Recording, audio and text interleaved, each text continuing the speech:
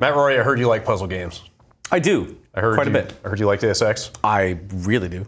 Buddy, did you go to the right place? Etienne is here from Square Enix Montreal. You loved us so much at E3 that you just couldn't stay away. Absolutely. You had to come back. Glad to be there. With your game this time. Yeah. You didn't bring Mr. Mosquito Go with you, unfortunately, but No. this is the next best thing. Deus Ex Go is your next go. Absolutely. Now that Go games are taking the world by storm. Yeah, Deus Ex Go, like basically we came at this game thinking the same way we made like Lark Rogue Go and Hitman Go, doing something that feels like Deus Ex in a completely different environment and gameplay space basically, and that you play on the go. That's where it comes from. Okay.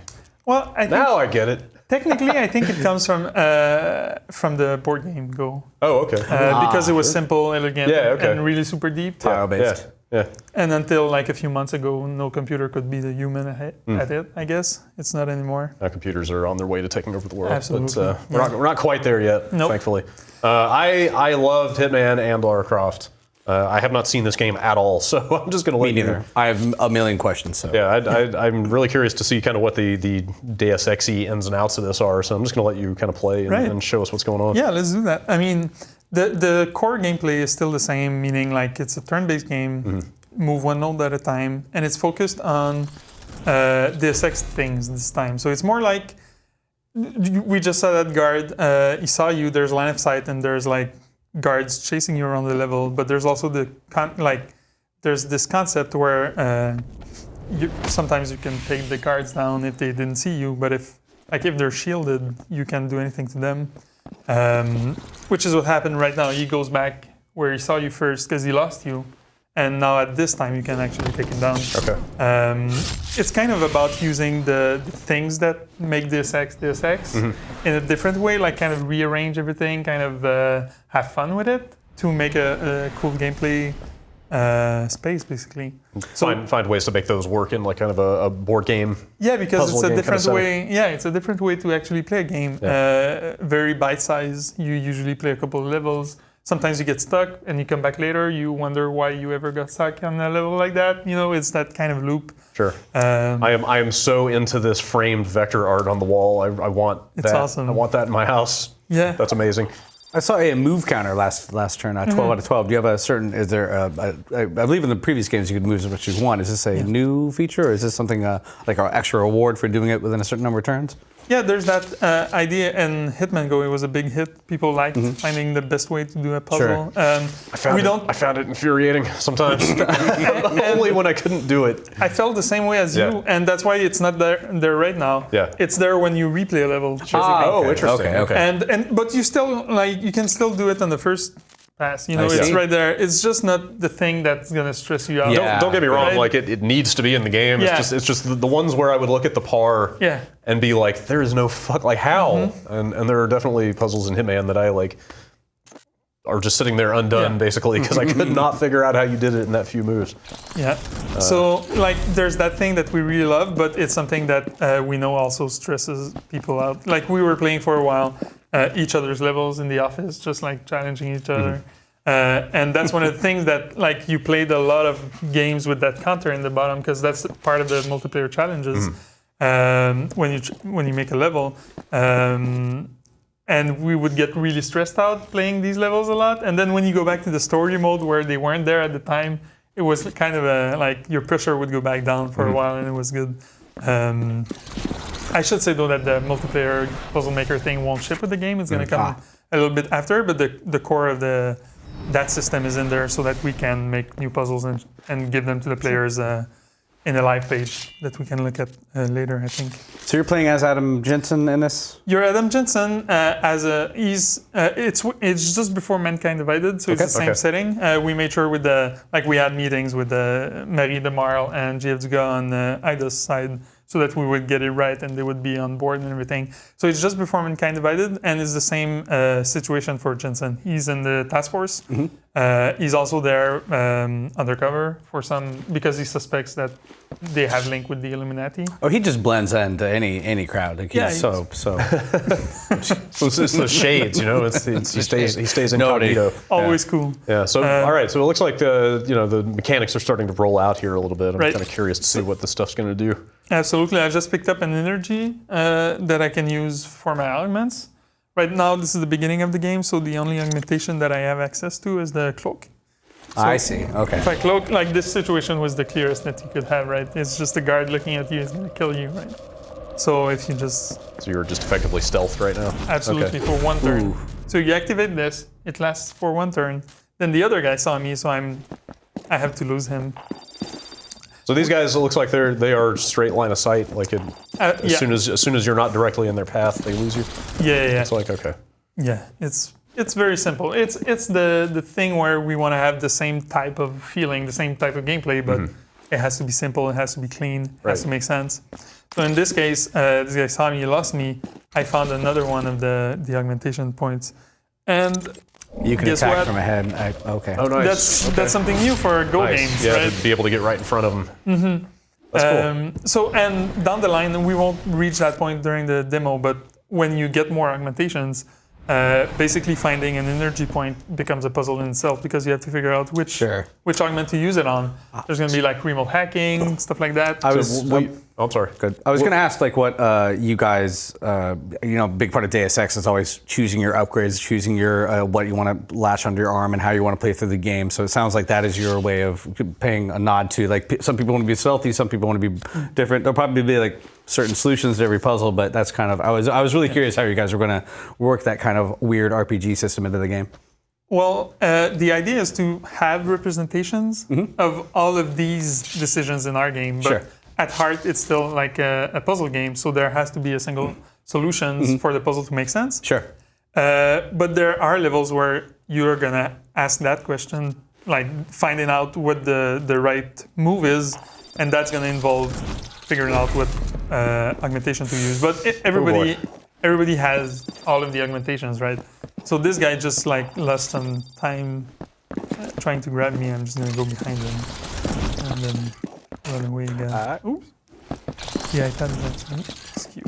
All right. There's a little bug that we've been seeing there with the conversation popping up for half a second. Let's not dwell on that too much. Like this. All right. So I'm sorry. I was going to ask you. You made it sound like you start with the stealth here. You're going to unlock other augs later on. Do you have a loadout where you have to pick which of those you equip for a given level, or do you have them all at your disposal and you can pick as you pick up energy which one you're going to spend it on? As the story develops, you're going to get more of them, but it's not a choice in itself. They just get unlocked. Okay. And the puzzle, because at heart it's still like a puzzle game, and we want to make sure that like the puzzles are fun and everything. So like at level like I don't remember like a bit further in the game, you discover the remote hack, and the first level you have that, and you just have to use the remote hack just so you get the hang of it, right? But after that, it kind of opens up where some puzzles you have to choose at what time to use what augmentation, but it's very much a puzzle game. Okay, so like toward the end of the game, you'll kind of have everything you've unlocked, and you can just pick what to use when. And it really opens up the possibilities, because you get to a point where you have all augmentations. You pick up an energy point, and it's kind of it becomes like, what should I do right now with that? I'm gonna wait until the last second that I have to use one of these to make sure it's the right one, and then maybe you get like you can't figure it out on the first try, but it's a fun new tactical aspect to the gameplay that we didn't have before. In the previous two games, you had what you had. It wasn't there weren't a lot of different options you could pursue. It was like, all right, there's one way to solve this, more or less. Yeah, that's a cool change. Something else that we didn't have really before was an actual explicit narrative, which is something that we really wanted to have in this game because of the franchise. How it's so much more important in Deus Ex. The whole conspiracies, the stories, and all of that. We wanted to have a nice representation of that in the game. It really feels like you guys put a lot of thought into the properties that you're working with and like how to leverage those qualities in this setting. Like Lara Croft felt very much the same way, Yeah, and this game is very different than Lara Croft Go, for example, but it comes from somewhere completely different, so it makes sense that it would be. at the same time, you see where it looks similar, right? Because making all of these games in sequence, we learned things. There's some things we did in Hitman Go that we don't do anymore because we weren't comfortable with, like, some of these. Like, one of the bigger gameplay things in Deus Ex Go is that now it's easier to just reset a puzzle without, like, failing. Sure. Because the guards, the way they're made, they go back to their spot. If you want that to, if you want to try again, usually you can, like, spend some time doing nothing. The puzzle resets itself. You go back to point A and you start again. So you don't have to die. You don't have to restart all the time. But we also do it so that, like, it becomes interesting to just look at how the enemies act and how you can use that for yourself. Ah, screw you, chair. Yeah. Oh man, he's got one of those cool see-through laptops. It's the future. Yeah. So, I'm sorry, go ahead. yeah, this mission is about there's a hostage situation Okay, in yeah, Warsaw. there's straight up dialogue. Yeah, Yeah. that is new.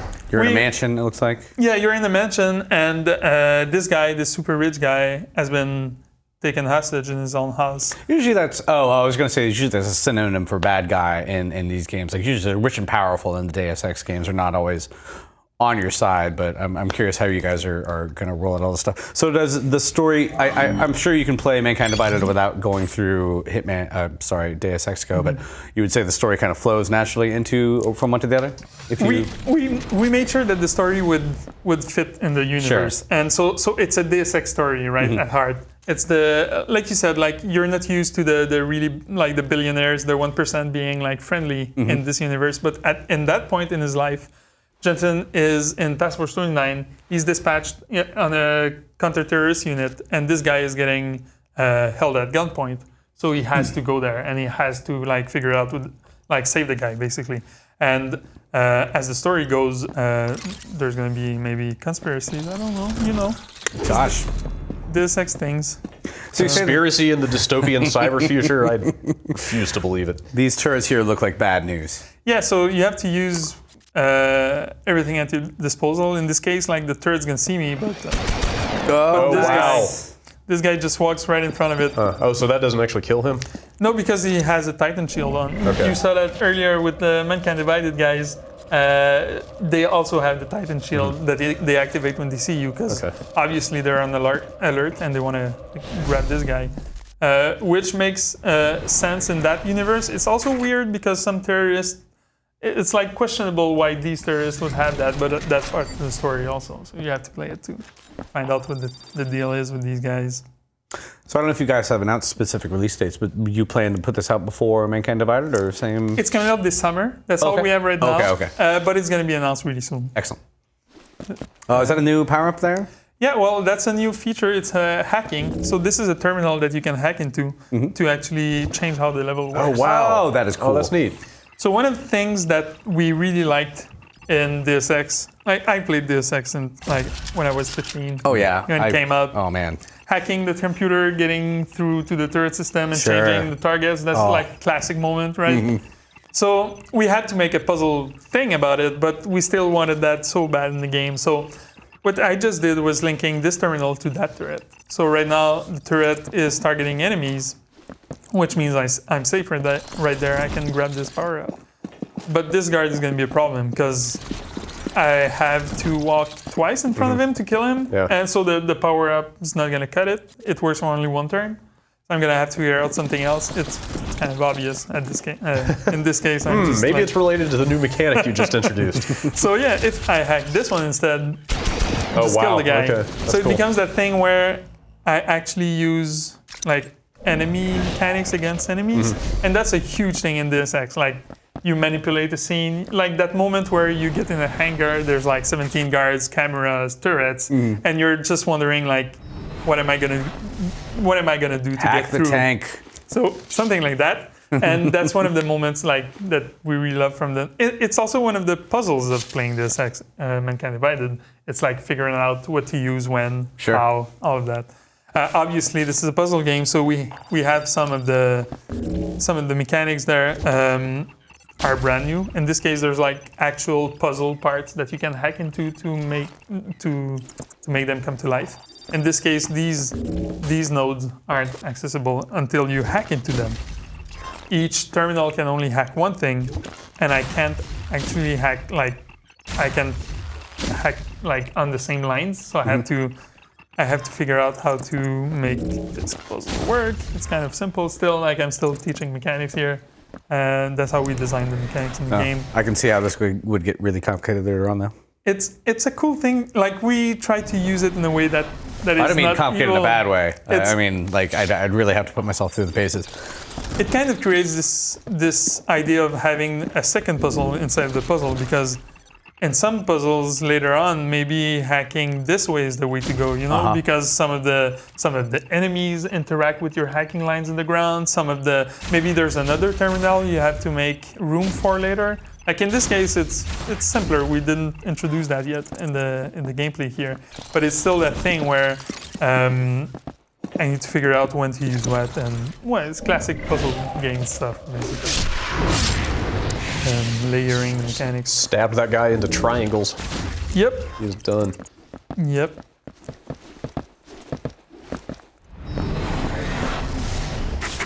I assume you'll be able to go back to previous levels with later Augs that you've picked up, or is that not the case? It's not the case, because really? each puzzle is made in a way that has one solution. Like so you could just break puzzles with better Augs and stuff. Yeah, if I were to have the gun augmentation right now, I could just take that guy out before he saw me, and it would just be like stupid, right? It's not even a puzzle anymore. So if you really wanted to get nasty, you could base the par times on later game augmentations and then force people to go back. The way it works actually, like technically in the game, every level has a set of augmentation they have access to. Okay. Right? So those red fields are stun fields. They're not But they would probably end your game if you wanted into one. Or can you even go into them? The red fields are off limits. Okay. They're basically like broken off from the level. That means when that guy was stepping on it and I de-hacked it, it became a trap for him. So I can move freely, do anything I want. This guy won't react. But the thing is, I have to get to the end, right? So in some way, I kind of have to let him go for a while. It's just that right now, I kind of gained like 4 turns on him. So I can just go behind him and exit the level, because he was stuck for all the time that I was hacking away other stuff. But that's kind of the way that we like creating complexity with the mechanics. It's like, you see this level right now, there's nothing new in it. We've seen the hacking, we've seen the augments, we've seen the guards. Nothing new in it, except if I just play dumb right now and I just exit the level here, this guard is going to find the hacking terminal that wow, that's cool. That is really cool. So now I have to take this into consideration and maybe figure out a way to hack and not get seen or something. I'm just dropping hints right now, guys. Stab that guy. Yeah, this guy's super dead. So so we layer the mechanics together in a way that you kind of figure out that if he never sees you, he's not going to go for it, and you can exit the level. That's cool. I think, Well, you mentioned a multiplayer version. I know you. I've read up a little bit about it. You said you can make some single-player screens and share them with your friends. Is that also something that I know you said you'll be coming down a little bit later? Is that the same as multiplayer? Or is that a different? No, what I meant by multiplayer was the competitive aspect of making a map and sharing it, right? Sure. Because what we had in mind from the beginning was finding a way to make more content for the game more sustainably, like after launch. We like the problem with the other Go games was like making content takes a lot of time. They're small teams. We're 5 or 10 on these games. So when we actually had to make new maps for Lara Croft Go, it took like 4 people about like 2.5 months or something to actually work on that and make it awesome. And we starting this project last year. One of the main key points, production-wise, was to figure out a way to make sure that we could sustainably create more levels. And so the system, like the backend, was all created in a way that a string, a level would just be translated to a string, and that's like. Oh, I see, like a hex long. Right, and you just like the game can actually just analyze that and create a level for you, like right up. Oh, interesting. So make it'll it actually super quick to download. Stuff, and what we have at launch is the fact that there's a live page. You can go there every week. There's going to be 5 puzzles.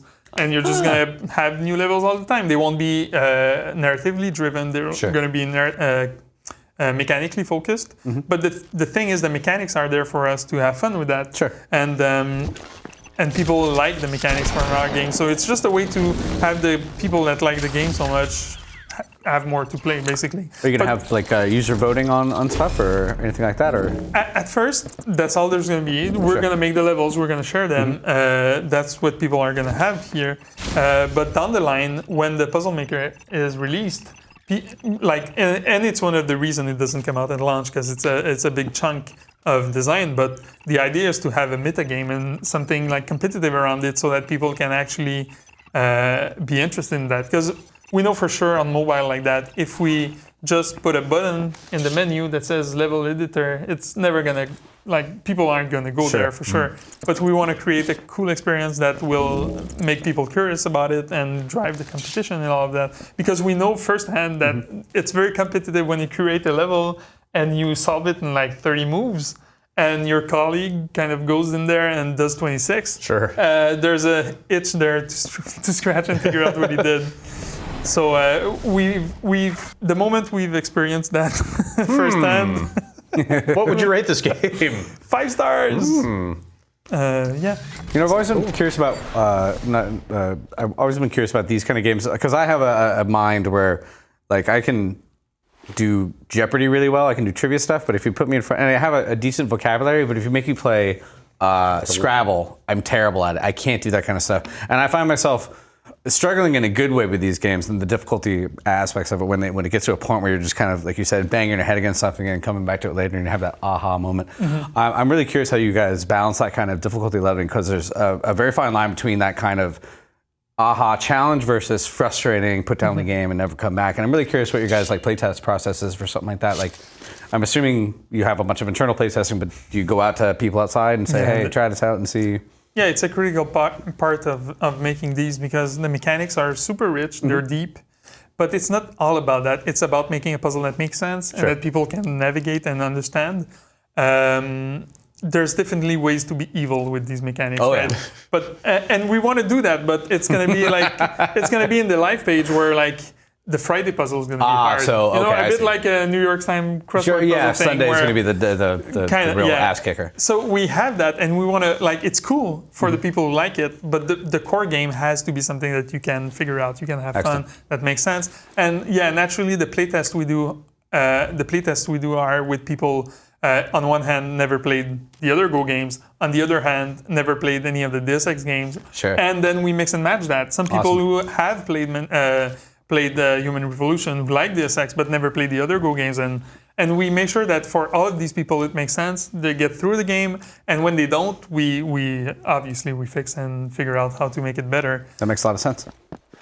So I think this is the last level that we're allowed to show here. Cool. There's the last bit of... and there's hostage. Yeah, there's a hostage. I was going to ask if this hostage scene down here factored into the gameplay at all, or if that's just for storytelling stuff. It's storytelling in this case. When you finish this level, you see what's happening there. Which I won't, because it's a spoiler. And spoilers aren't cool. So what I'll do instead is get killed by this turret. Oh, bold bullets. So your odds can't save you now, Jensen. Yeah, that's all of the gameplay that we're actually allowed to show. Okay, cool. Today. Well, it's a puzzle game. You don't want to show too many of the solutions there, but this looks super promising. I know we've both enjoyed the previous Go games quite a bit. Yeah, cool. Definitely looking forward to seeing more of this. I hope you like it, because it's fun. It looks cool so far. Yeah. Good luck finishing it. Yeah, we're sure it'll be a piece of cake.